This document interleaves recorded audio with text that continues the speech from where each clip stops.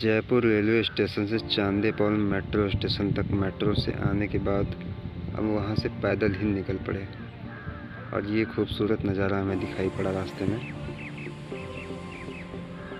इस नज़ारे का आनंद लेने के बाद हम पहुँचे पिंक सिटी के द्वार पे। ये जो सामने का गेट दिखाई दे रहा है, यहाँ से शुरू होती है हमारी पिंक सिटी यानी कि गुलाबी शहर। हमने सोचा पहले ऑटो कर लें, फिर प्लान बनाया कि पैदल ही चलते हैं नज़ारे का आनंद उठाते हुए धीरे धीरे। और ये दिखा हमें शंकर भगवान का मंदिर और सोचा कि चलते चलते दर्शन भी कर लेते हैं अंदर जाके। ग्राउंड फ्लोर पे नीचे की तरफ दुकानें बनी हुई हैं और मंदिर फर्स्ट फ्लोर पे है, तो हम लोग फर्स्ट फ्लोर की तरफ चले मंदिर के लिए।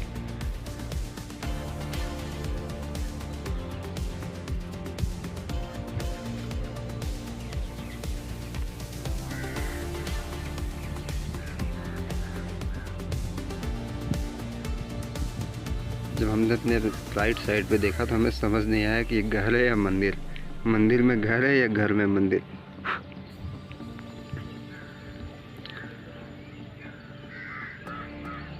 लेफ्ट साइड में हमें दिखा मंदिर,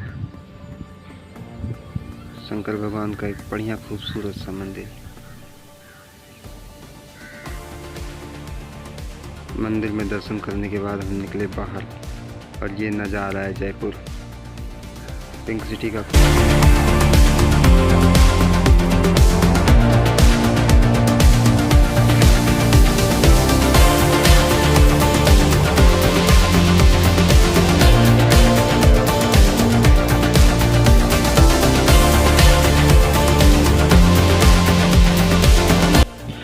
वहाँ से निकलकर करीब 1 किलोमीटर पैदल आने के बाद हमें रास्ते में एक और भगवान भोलेनाथ का मंदिर दिखाई दिया।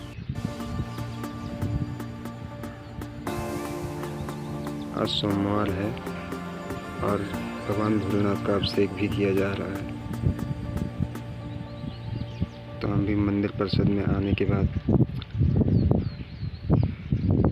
भगवान भोलेनाथ के चरणों में हाजिरी लगाई। थोड़ी देर वहाँ बैठे, बैठने के बाद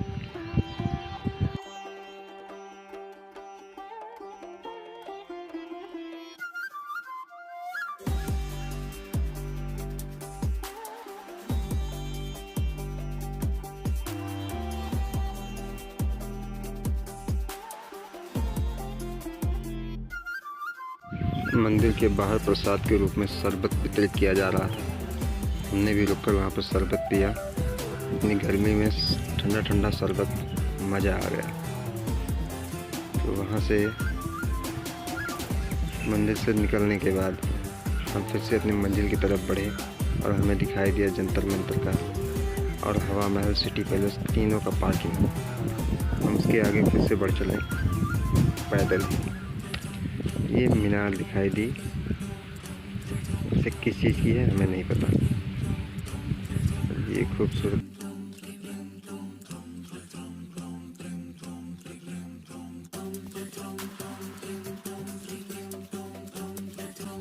रास्ते में ही एक और किला दिखाई दिया। कुछ लिखा नहीं है, ना कोई नाम।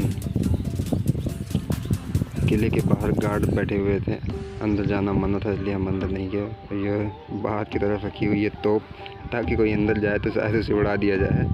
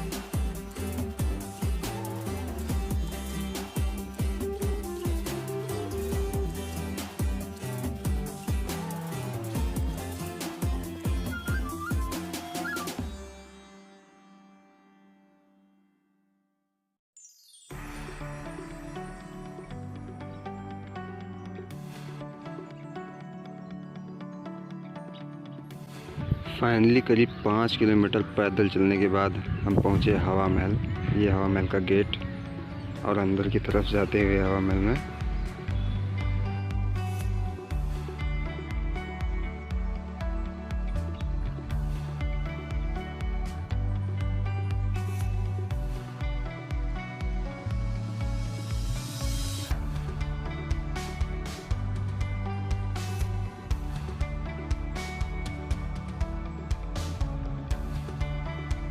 ये हवा महल का बैक साइड है जहाँ से एंट्री होती है, क्योंकि फ्रंट साइड पे कोई भी दरवाज़ा या खिड़की नहीं है। तो एंट्री लेने के लिए हमें सबसे पहले लेना होगा टिकट, और हम टिकट लेने के लिए टिकट खिड़की की तरफ निकल पड़े।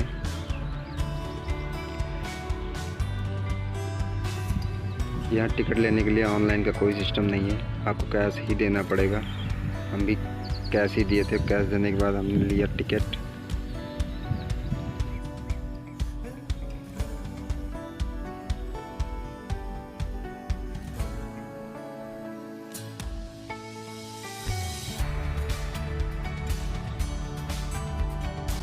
फाइनली टिकट मिल चुका है। 50 रुपये का एक था, हमने 2 लिया है। टिकट लेने के बाद हम एंट्री गेट की तरफ बढ़े। ये है हवा महल की फ़ोटो और कोविड-19 के कुछ नियम लिखे हुए हैं यहाँ पर, जिसका पालन कोई नहीं कर रहा है प्रेजेंट टाइम पे। टिकट लेके हम भी गार्ड की तरफ बढ़े। टिकट चेक करने के लिए यहाँ पे गार्ड खड़े किए गए हैं।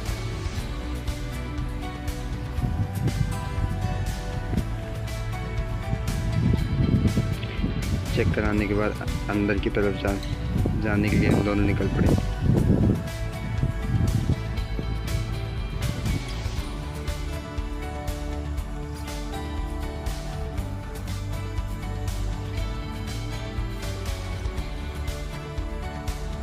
अंदर एंट्री लेने के बाद आगे ही एक म्यूज़ियम दिखाई दिया। चलिए अंदर चल के देखते हैं म्यूज़ियम के अंदर है क्या। हम लोग म्यूज़ियम के अंदर घुसे तो यहाँ पे लोकल स्कूल के बच्चों द्वारा बनाई गई कुछ खूबसूरत पेंटिंग्स रखी हुई हैं, जो यहाँ के राजा महाराजा और यहाँ की संस्कृति को दिखा रही हैं।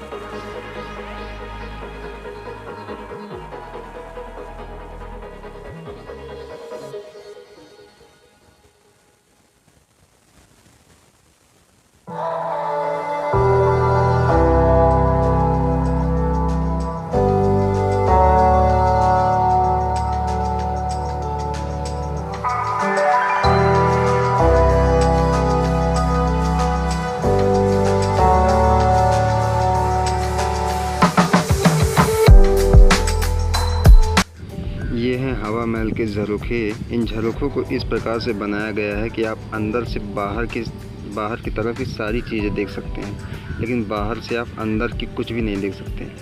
और यही मेन झरोखे हैं जिनसे हवा महल को हवा महल कहा जाता है, क्योंकि इन्हीं झरोखों की वजह से हवा महल के हर एक कोने पे आपको हवा लगती है। आप कहीं भी किसी भी कोने पे खड़े हो जाएं, आपको यहाँ पर हवा लगेगी।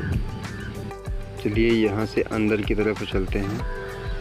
यहाँ से रास्ता फर्स्ट फ्लोर की तरफ को गया हुआ है, जो इधर गलियारे की सीढ़ी से होते हुए गया है। आइए चलते हैं ऊपर की तरफ।